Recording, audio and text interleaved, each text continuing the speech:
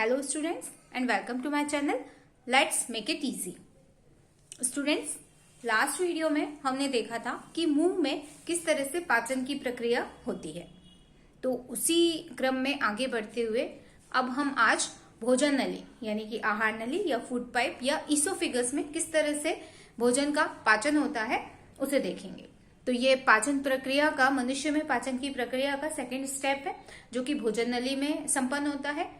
भोजन नली जो होती है वो गले से लेके यानी जो मुंह है, मुंह से लेके मुंह के जो पिछला हिस्सा होता है एकदम वहां से लेकर और स्टमक यानी आमाशय को जोड़ने वाली एक पाइप जैसी रचना होती है, ठीक है, जिससे कि भोजन होके आमाशय में पहुंचता है।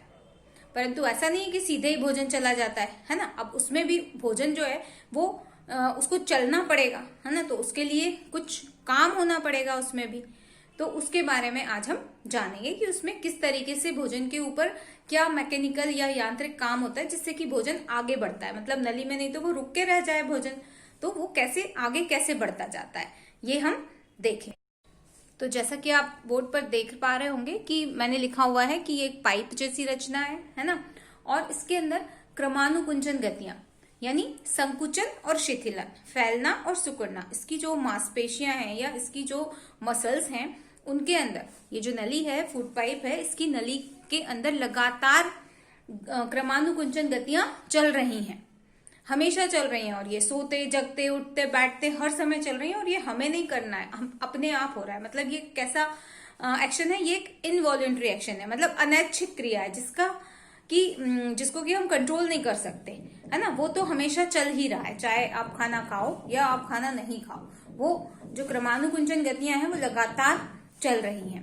तो इस के बाद जब खाना यहाँ तक पहुंच जाता है, फूड पाइप तक पहुंच जाता है, तो अब उसको धीरे धीरे सरक सरक के नीचे जाना है ना। इसको आप ऐसे समझ सकते हैं कि जैसे किसी पाइप से अपने को पानी को चढ़ाना है या नीचे उतारना है, तो अब उसके ऊपर कुछ बल चाहिए, है ना, काम करने के लिए कोई फोर्स चाहिए।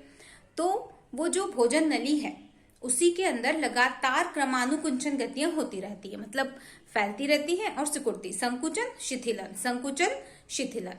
And in English it is called peristaltic movements, जिसमें कि कॉन्ट्रैक्शन मतलब सिकुड़ना या संकुचन और रिलैक्सेशन यानी कि शिथिलन, फैलाव।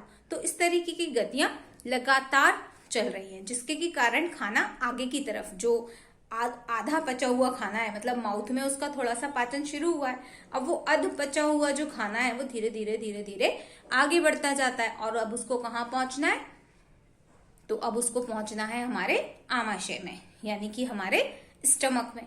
तो जो हमारा थर्ड पार्ट होगा वो होगा कि स्टमक में यानी कि आमाशय में डाइजेशन कैसे होता है।